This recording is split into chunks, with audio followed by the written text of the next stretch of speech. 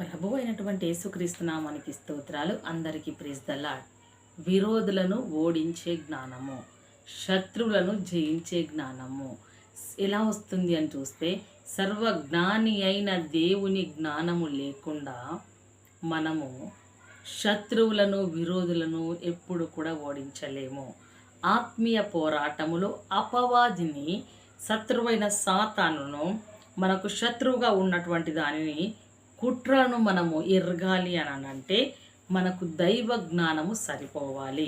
కాబట్టి దైవ జ్ఞానం ఎలా ఉంటుంది, అపవిత్రాత్మలను ఎలా జయించాలి, దాని ఆయుధములను గూర్చిన తెలివి మనం ఎలా సంపాదించాలి అని చూసినట్లయితే, ఇక్కడ దేవుడు మాట సెలవిస్తున్న మాట ఏమిటనంటే, విజ్ఞాపన గదిలో మాత్రమే ఆత్మీయ ప్రణాళికలో ఇక్కడ గ్రహింపు గల శక్తి మనం పొందుకోగలుగుతాం.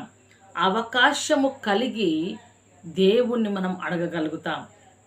ఎప్పుడు అవకాశము కలిగిన విషయం ఎప్పుడు కలుగుతుందనంటే, మనం ఆత్మీయ పోరాటంలో ఉంటున్నప్పుడు, దేవుడి చిత్తమైన ప్రణాళిక చొప్పున యుద్ధము చేయాలి అని అనుకుంటే, అప్పుడు మనము ప్రార్థనా గదిలోనికి వెళ్ళి దైవ జ్ఞానాన్ని పొందుకొనాలి. యుద్ధ గది అనొచ్చు దాన్ని కూడా కదా, ఆత్మీయ యుద్ధ పోరాటం అని కూడా అనొచ్చు. అక్కడ మనము నేర్చుకునాలి ఏమిటి అని అంటే దైవ జ్ఞానము. శత్రువు తంత్రములను ఎలా కనిపెట్టాలి కదా, మాంత్రికుడు తంత్రములను ఎలా కనిపెట్టాలి, అపవాది బాణములను ఎలా కనిపెట్టాలి, అటువంటి దైవ జ్ఞానము నాకు కావాలి ప్రభు అని మనము నేర్చుకునేది ఒకే ఒక్క స్థలము, యుద్ధ స్థలము. అది ప్రార్థనా గది, ఆత్మీయ ప్రార్థనా గది, యుద్ధము చేసే ప్రణాళిక గది, అది ప్రార్థనా గది. అక్కడ మనము యుద్ధము నేర్చుకునాలి.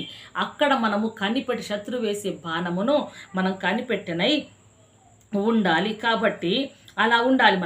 మనము ఉపవాసం ఉండి ప్రార్థించినప్పుడు మాత్రమే శరీర సంబంధమైన ఇలా ఆ బాధను భరించుకోకుండా అణచివేసి దాన్ని శరీర సంబంధమైన దాన్ని అణచివేసి ఆత్మ సంబంధమైన మెల్లని స్వరము కలిగి ఎలా ఉండాలంటే వినయము కలిగి కొన్ని గంటల సమయము మధురమైన క్రీస్తు ముఖములో వేచి ఉండగా ఆయన గొప్ప జ్ఞానము మనకు ఉబుకలాడుతూ గ్రహించగలిగే శక్తిని మనకిస్తుంది కదా.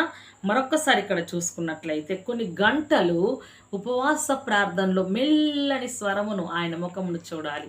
అప్పుడు దేవుడు జ్ఞానం ఇస్తాడు. ఉపవాస ప్రార్థన గదిలోకి మనం వెళ్ళగానే దిగండి ప్రభా, రండి ప్రభా, పొండి ప్రభా, బంధిస్తున్నాం ప్రభా, ఉపవాసం. కానీ ఇక్కడ నీవు పొందుకునే జ్ఞానం ఎలా అంటే, దాని కుతంత్రాలను కనిపెట్టాలంటే నీవు ప్రార్థన గదిలో పోరాడి ప్రార్థించాలి. ఆ సమయంలో ఉపవాసం ఉన్నప్పుడు నీవు ఏం చేస్తావంటే, ఉపవాస ప్రార్థనలో దేవుని ముఖమును చూస్తావు, దేవుని మెల్లని స్వరాన్ని వింటావు, వినయము కలిగి సైలెంట్ అయిపోయి ప్రభా అని ఆయనను వెతికినప్పుడు దాన్ని పొందుకుంటావు. అప్పుడు సాతానుడు చేసే కుతంత్రాలను కనిపెడతావు. కాబట్టి ఇంకా నీ ప్రార్థన పెరుగుతుంది, ప్రార్థనలో దైవిక శక్తి పెరుగుతుంది, ప్రార్థనలో ఆత్మబలము పొందుకుంటావు. అప్పుడు దేవుడు ఆత్మ గ్రహింపు నీకు ఇస్తాడు. అప్పుడు గ్రహించి ఏ తంత్రమును ఎలా విరగొట్టాలి, ఏ మాంత్రికుని ఎక్కడ బంధించాలి, ఏ శత్రువుని ఎక్కడ ఉంచాలి, శత్రువు కాడిని ఎలా విరగొట్టాలి అనే దైవ జ్ఞానమును నీవు పొందుకుంటావు.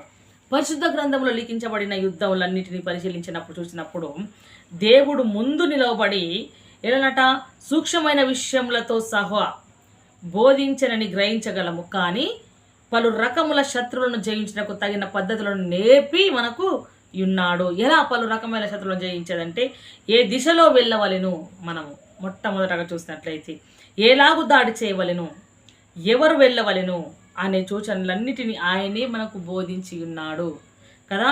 అమాలేకులను జయించుటకు ఆనాడు మోషే పొందిన దైవిక జ్ఞానం ఏమిటో తెలుసా? యుద్ధ పద్ధతులను వేరు, ఎస్తేరు పాటించిన యుద్ధ తంత్రములు వేరు, జ్ఞానం పాటించిన యుద్ధ పద్ధతులు వేరు కదా. నేటి దైవిక సేవకులు సంఘమునకును దైవికమైన జ్ఞానము అత్యవసరము గనక దేవుని ప్రజల జ్ఞానము లేని వారి నశించుచున్నారు. ఈ రెండింటిని మనము ఎరగలేని వారము. యెహోషువ గ్రంథం చూసినట్లయితే 4:6 జ్ఞానము లేకయే చెరపట్టబడిపోచున్నారు అని మనం అక్కడ చూసుకుంటాం. ఏమి లేక, జ్ఞానము లేక. నిజమే, ఈ రోజులలో మనం చూసినట్లయితే సంఘాలలో, కుటుంబాలలో, సమాజంలో మనం ఓడిపోయేది ఎక్కడనంటే జ్ఞానం లేక. ఎవరిని ఇక్కడ చక్కని మాట ఉంది. ఏమని?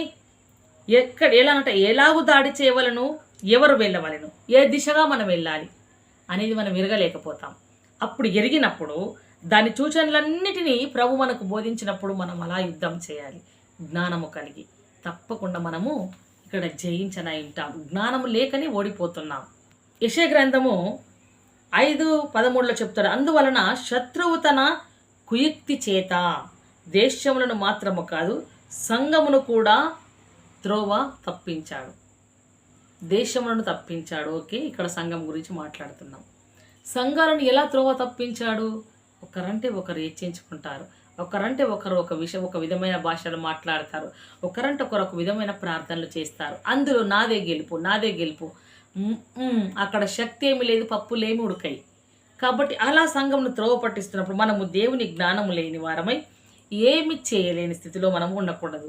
ఏమి చెయ్యాలో తోచక నిలబడుచున్నాము. కాబట్టి బైబిల్లో ఉన్నటువంటి ప్రతి ఒక్క దైవ జ్ఞానము ఎలా ఉంది మనకి ఇక్కడ చూసుకున్నట్లయితే, కేవలము తెలివినిచ్చుచున్నా కానీ దేవుని సన్నిధిని మాత్రమే దేవుని జ్ఞానముతో మనల్ని నింపుచున్నది.